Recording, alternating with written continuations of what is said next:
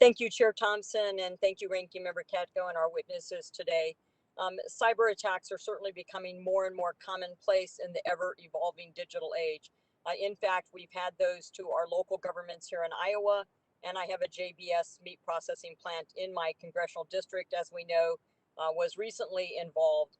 From public schools and local libraries to critical infrastructure companies like Colonial Pipeline, no one is immune, and all require prevention tools.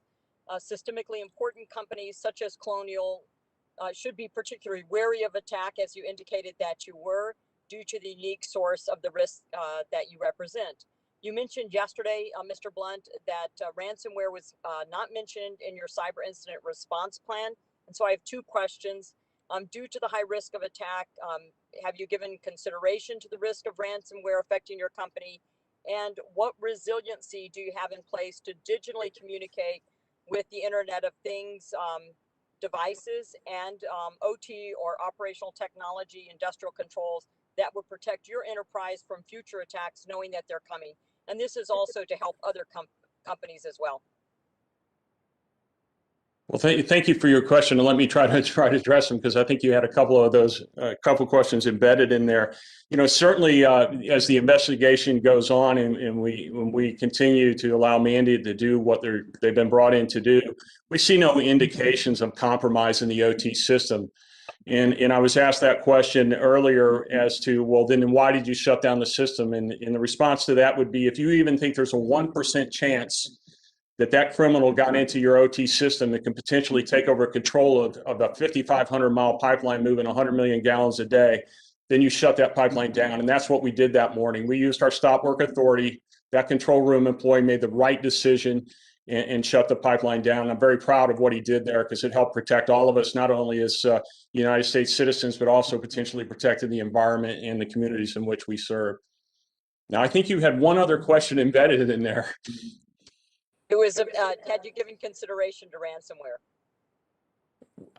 You know, when we look at, our response, I'm very pleased with our response. When we look at our emergency response process, certainly there won't be a definitive way to handle ransom in the future, because I think each case is unique. And in this case, obviously, it was the concern that we really had no vision into our IT or OT systems to understand the degree of corruption in encryption, and it really took us days, even with the help of a world-class expert by Mandy, to get there. So again, that's why that decision was made. So again, I think for operators, it's probably better not to have a strict policy, because you may need that option. And there are a lot of entities, in some cases like hospitals, that would be their only option potentially to pay the ransom. And again, I'm not saying that's a morally right or wrong decision, but it may be a decision you have to make, like I did that day, which was extremely difficult. So, thank you. And certainly we know, I don't disagree with Representatives McCall or Slotkin that, we need to punish bad actors. And in this case, there could be state or country entities involved.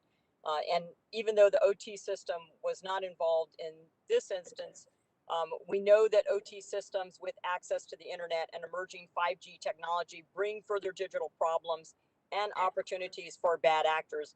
And Mr. Carmichael, are there other technologies, i.e. mobile high frequency technologies, that are safer, not on the internet, and more cost effective, that perhaps we should be recommending to companies that are critical points of our infrastructure?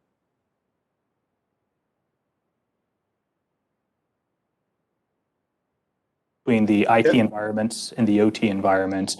And so we would continue to encourage organizations to not only segment their operational technology environments, but continue to get better visibility into the assets that exist within the operational technology environment and mitigate some of the risks associated with vulnerabilities that exist out there. And thank you so much. And certainly I think both of you have emphasized the need to have a single source point for reference to interact with the federal government. Some things we need to work on. And is there a regulation that either of you think that Congress should enact for companies for transparency, for immediate reporting, and before negotiating to pay ransom? And I'm running out of time, so thank you, Chair Thompson, if they could answer the question, and I'll yield back.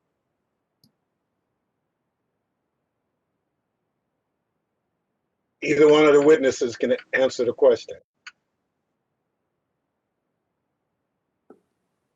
Representative, I would say that I think the new TSA standards are a great start on the part of the government. Timely reporting, the 12-hour reporting, I think that's extremely valuable.